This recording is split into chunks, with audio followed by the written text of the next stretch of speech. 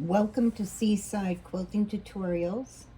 My name is Terry, and then this week is block 6 of our 2023 Seaside Quilt Along.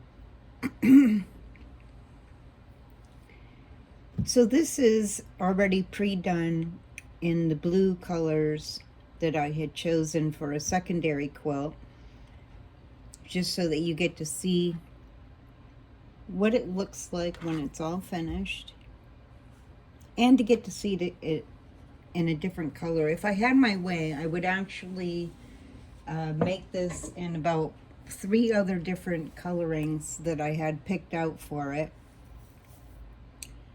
But for now, I'm just working on 2. 2's just about as easy to make as 1 quilt, so I decided to make 2 because I was really in love with both of these colorings put together, the blue and the teals.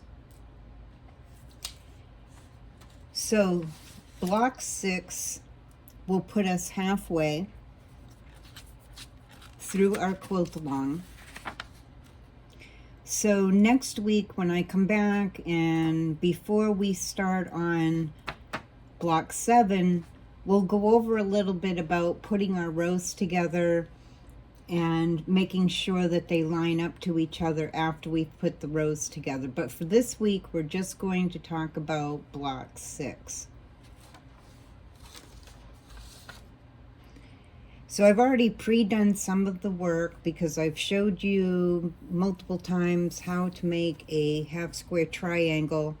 So rather than repeating the same steps over and over, if you're watching just this block for the first time, please go back to the first, let me see, actually the first block, no, not that one. The second block, rather, goes over half square triangles. The third block does as well. So either the second or third block of our quilt along will show you how to make half square triangles, and I've made a separate video on just half square triangles. So to start with, you'll do your cutting, and I know I've gone over this before as well. This side shows you your measurements, your width, your length. Also, the diagrams will show you what you'll be doing with those. So the 4 1/8 is, by this software with the line through it, shows that we're going to be either cutting it in half, or we're going to be making a half square triangle with it. In this case, we're making a half square triangle, so do not pre-cut them in half. Just because you see that line, it does not mean to cut it. We're actually going to sew them together and do our half square triangles, which come out like this here. So they will end up being your half square triangles.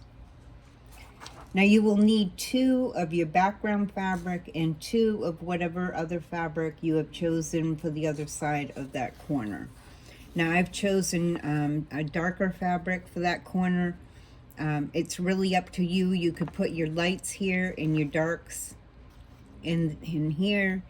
It's all determined on, or you could be doing a scrap square. So it's all in how you want to interpret the block, how you want it to come out looking. Just because I've used white for my background, you could use black, you could use any amount of colors for your background fabric. So it's really all your interpretation of what you want your block to look like. So we're going to need 2 of the background fabric and 2 of whatever other corner fabric you're choosing. So once you've sewed these together and made your half square triangles, you're going to square those to 3 7/8. If you're having problems getting it to be 3 7/8 when you square it up, you could cut it to your squares to 4 3/8, and that gives you a little more squaring up room. So if you find through making half square triangles, if that's something that happens to you, you can always make it, cut it out an eighth or 2/8 larger. I would, so you could go 4 2/8 or 4 3/8, and then square it up to 3 7/8, and you'll be just fine. Then you're going to need 4 of your background color, 3 7/8 wide, and 2 1/8 in height. And you'll need 4 of your background and 4 of whatever other color you've chosen to go around your center square. And then you'll just need your center square piece, which is 3 7/8 by 3 7/8, hence why you need your half square triangles to measure up to 3 7/8. Okay, so I'm just going to set this up here. It helps me to keep track of my design and what I'm doing. I'm going to stick this one underneath it, so when we go to put the borders on, I'll know which way they're going. So let's go over this.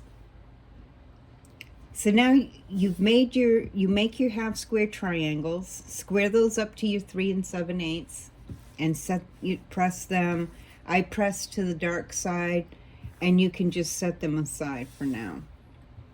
Then you're going to take your 2 rectangles, one of your background, one of your color, and you're going to put them together. Line them up real nice. And you're going to sew them a scant 1/4 of an inch. And if this is the first time that you're watching, I've also done a separate video on the scant 1/4 inch, so that you can get a better understanding of why I feel that the scant 1/4 inch does a better job than setting your machine rather to a 1/4 of an inch. And when I was talking about the cutting, sometimes you have to cut something from a pattern when you're going to make a half square triangle, maybe an 1/8 or 2/8 larger than what they recommend, to give you more room for the sewing, because your thread takes up space in your seam. When you fold your seam over, those layers of fabric also cause like a little bit of a bump in the fabric. I usually press, and I'll put my quilter's clapper on these to flatten them out a little bit more. But with the scant 1/4 inch, I'm closer to my mark, where I want to be for an accurate 1/4 of an inch. So, and don't over stress about it. If you're a new quilter, you want to build good habits. So it's good to learn right from the beginning to use your scant 1/4 of an inch, because it will become part of a habit, and you'll just always do it. You won't even think about setting your machine that way. I used to have to put a sticky note on my machine to remind me to reset my machine. I also set my machine for quilting to stitch length 2.0. I like the shorter stitch length in my quilting. I feel like it, I'm hoping that my quilts get loved. Some just get hung up, so if you left them on the regular with a stitching, that's not a big deal for something that you're just going to hang up. But something that's going to actually be used and washed multiple times and dried and so forth, I just like the shorter stitch length for that. And I remember back, when we talk about cutting is part of your accuracy. Now, if you're above, being a beginner, and even as a beginner, cutting as accurately as you humanly possibly can really helps you to achieve a more accurate squared up block, rather than something that comes out a little wonky, or maybe one side, if you're making 11.5 inch square block or a 12.5 inch, and these are unfinished sizes. Usually it's whole sizes for the finished block after it's sewed together to other blocks. You might find one side is, almost 12.5 inches, and then the other side is just a little over 12 inches. That's when we've gotten out of range, either on our cutting or our sewing. If your lines aren't straight, it won't be accurate. There's a combination of things. Using a fresh needle on a fresh project makes a difference. A dull needle is not going to sew as accurately or as nicely or consistently. A needle lasts approximately about 8 hours.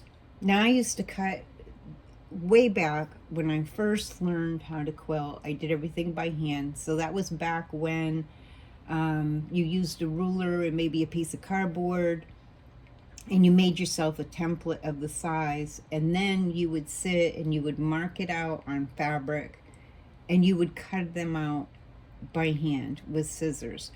And if you didn't own really good scissors, the cutting was stressful compared to cutting now with rulers and rotary cutters. But even that has some fallacy to it, because the folding of the fabric, when we go to cut it, you can get a bunch in there. It may not all be folded nicely completely across on that second, when we double fold for our strip cutting to get pieces to size. If your ruler slides to the side, the cheaper rulers aren't as good as being grippy. But even, a creative grids ruler, which is what I highly recommend to use, because they have a lot of built-in grip spots on them. And if you put pressure with your fingers in those areas with those grip spots, it has a less tendency to shift on you. However, if you're using a long ruler and your hand is way down here and you're cutting way up there, any rotary cutter pressed against that ruler can cause that ruler to slip, because your hand pressure is way down here instead of being up where you're cutting. And as you're cutting, you can stop. So you can go as far as you know that your hand is giving you pressure. Just stop with your rotary cutter, move your hand, put your pressure in the middle, move up some more, and then move your hand up, always keeping your fingers away from your rotary cutter. I've learned that lesson the hard way. I never thought that I would be one that cut themselves, but I did last year, and I had to go in and have stitches put in my finger because I cut a chunk out. So just be safe and be aware. Even when you're sewing, being careful not to sew when you're overtired. I've heard people end up with their finger under the needle. I'm praying I will never be one of them. But I never thought I would cut my finger with a rotary cutter either, and that happened. So I'm not going to rule it out, just hoping that it never happens. Because I'll probably pass out. That won't be good. Okay, so back to our block. We've made our half square triangles. I didn't mean to sidetrack, but sometimes a little history with things, knowing that, someone started out cutting with scissors, meaning that there was no accuracy in those pieces. There was no perfect way to cut them. And actually, it's not even uncommon to this day. People who have learned that way still cut that way. It's familiar to them. With some good Ginger scissors, you can get closer to accurate than with cheap scissors that you buy at the craft store that aren't very sharp at all and barely cut paper. So, some is a matter of, building and learning, building your tools, increasing the betterness of your tools when more affordability comes up. But wherever you are starting today, wherever you are in the quilting world today. It's okay. I achieved quilts back then. Even though I was using cheaper tools, I was cutting things out by hand. And just recently, there was a person who found 360 squares cut out by hand, 5.5 inches, by their grandmother, and they're wondering what to do with them, to create something in honor of her for having spent all that time cutting out 360 pieces of 5.5 inch by 5.5 inch squares. So it's not, and I've met people to this day that cut everything out by hand, they stitch everything by hand, they quilt everything by hand. Amazing, amazing. Quality of work is different when it's hand done. It's amazing work. It's wonderful to see and enjoy when I meet people that do that, because it takes a lot of patience, and I don't always have that patience. I did start out that way. With arthritis, though, it's easier for me on the machine. Anyways, I am digressing again. So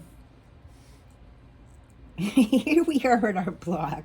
We have made 4 half-square triangles using our 2 fabrics, our background, and whatever else we have chosen for our color. Now, I have a different color, of course, for my rectangles. I've put them together right side to right side. You're going to sew a scant 1/4 inch down from the top to the bottom on this side. Now, I've already pre-done my other ones, but I'm going to do this one now.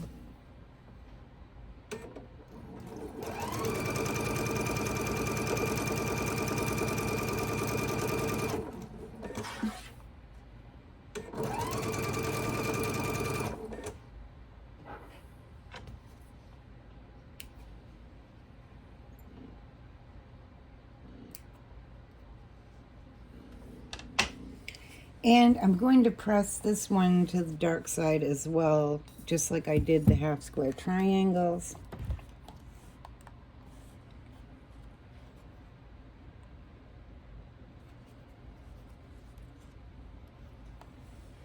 And we're just going to press that. And I'm going to put the quilter's clapper on there for a second. And we can move that out of the side. Okay.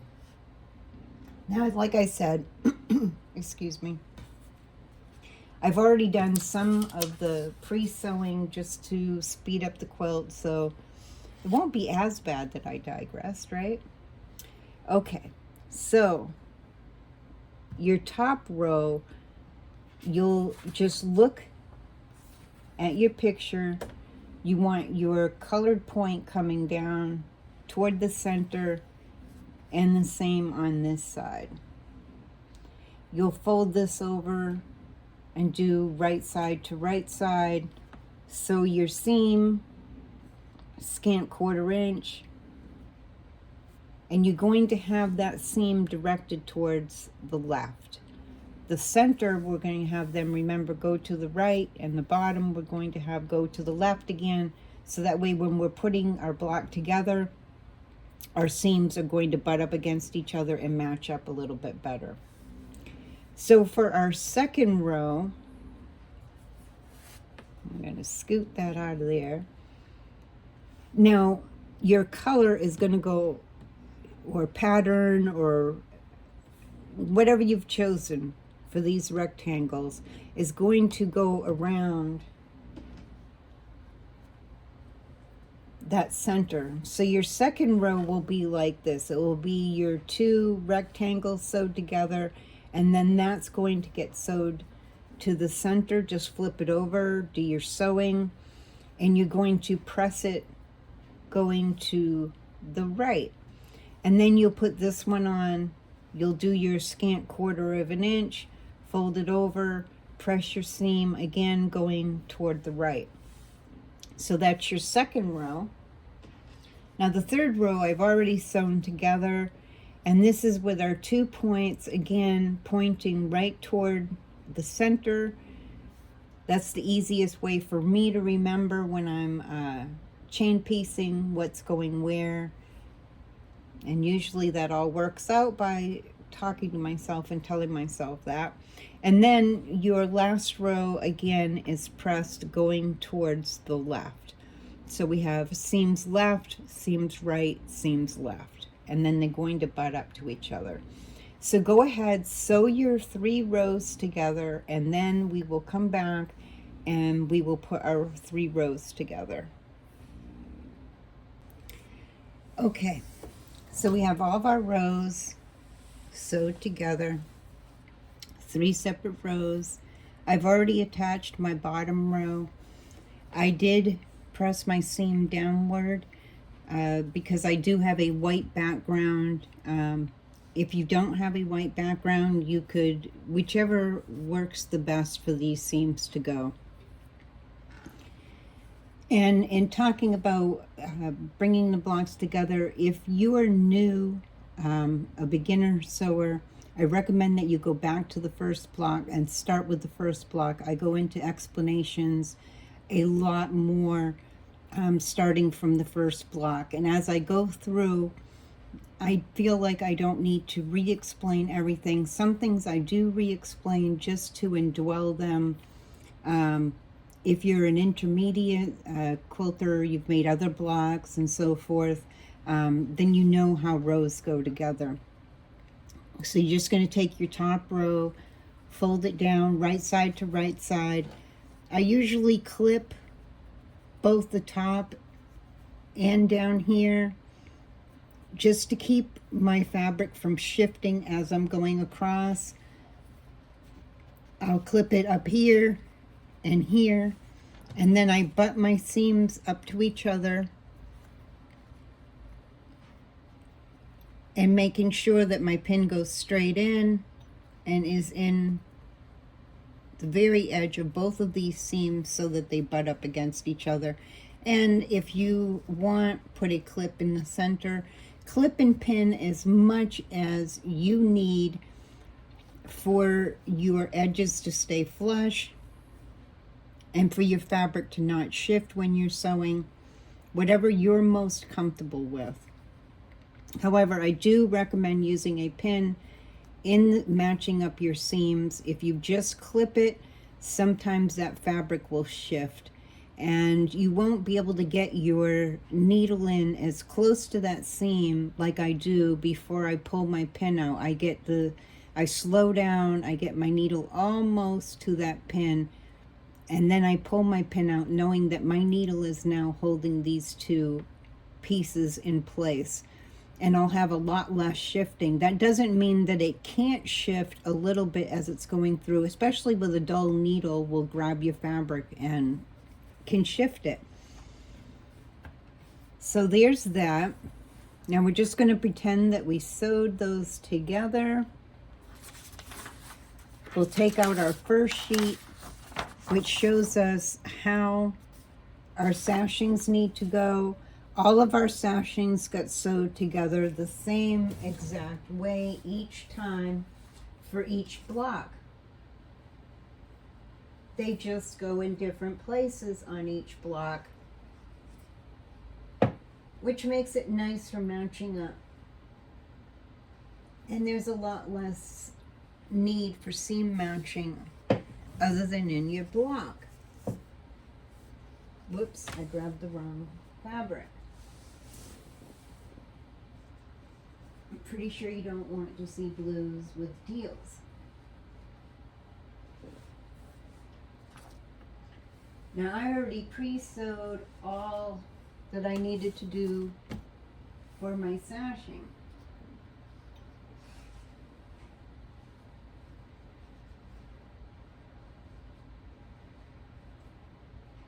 I did that in the beginning, so after I've completed a block, my sashing is all ready to go. And I can just put everything together. You don't have to do it the way that I did. You can do it each time as you do your block. It's really up to what you want to do. So each time your 3 long pieces that you've chosen, for your sashing and your borders, you'll sew these 3 together. Now for this particular block, get that out of my way. This block's going to go up in the corner here, and you'll sew this sashing to your block. So just fold it over right side to right side, do your scant 1/4 inch seam, press it open to the dark side, and you're all set. For your second row, so that created your first row. For your second row, it's just one long strip of sashing. You'll fold that over to the right side to right side, sew your scant 1/4 inch, and press that to the dark side. So that's our 2 rows together. Our third row consisted of our 2 smaller strips of sashing sewed together and then sewed to the fatter strip of sashing, which made our third row. And same thing, we will flip this over onto here, right side to right side, and then I pressed it to the darker fabric, the seam. So both seams from the top row and the last row, I have pressed toward this dark fabric. And then that is block 6, and that brings us halfway through to our quilt being all done. We have 6 more blocks to go.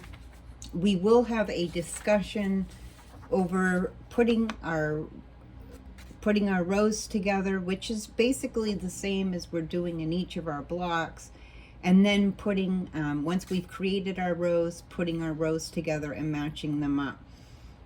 Like I said, this is taking us halfway. We've got 6 more weeks to go. I'm really excited. As we go, I don't think any of these blocks are really difficult.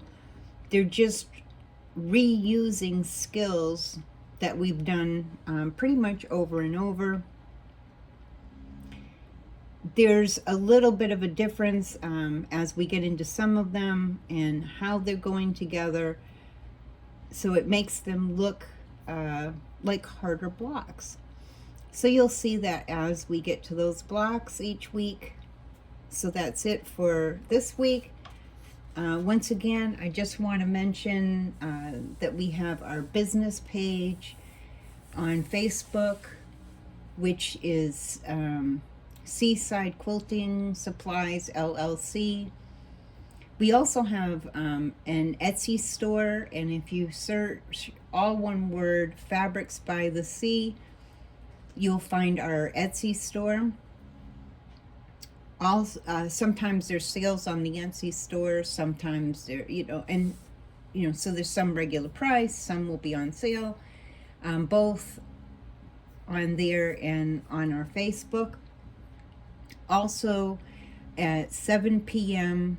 every Tuesday, we have a sip and shop where we show fabrics, notions, patterns, all kinds of things, thread, and so forth.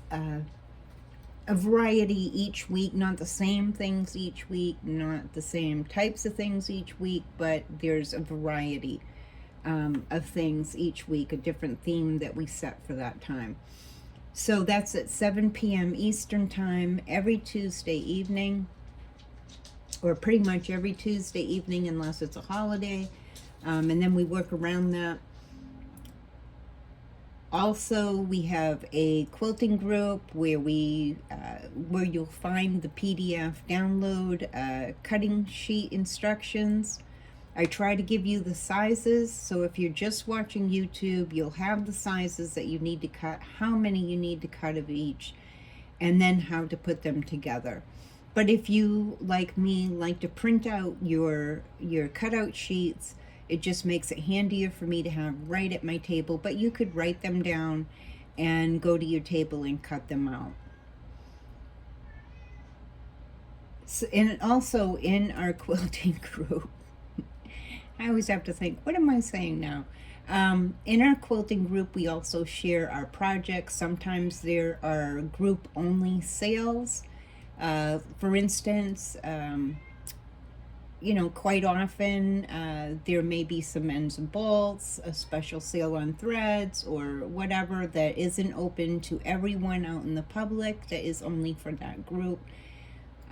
There's a wealth of knowledge of quilters from beginner to people who have had their own stores, people who have taught before, that when you ask a question, there are many people willing to jump in and give you some helpful advice.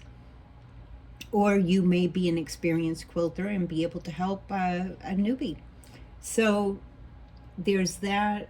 If this is the first time that you're watching, I do recommend to go back and see the other blocks that go with this tutorial, although any of the 10.5-inch central focus blocks could be made and used to make a quilt without the sashing. Or you could change it and just do sashing around the blocks. There's many things that you can do with what you're learning for each block. So click subscribe. There's a bell next to the subscribe button. You can adjust your notifications, so you could set it to all if you're waiting for the next blocks to come out. Sometimes we have other tutorials, other tips. Sometimes we put up some of our pop-ups and whatnot with some of our newer fabric. And that's been kind of sporadic just due to time constraints. There's human beings running the small shop that's been in business for over 18 years now. And they're online only. And they do a fabulous job. Their shipping is incredible. So I recommend that you give us a try. Anyhow, that's it for today. I will see you again soon to discuss putting our making our rows with each one of our individual larger blocks with the sashing in them, and putting our rows together. Along with next week, we will have our block 7. How exciting! All right, so I'll see you next week. Happy quilting!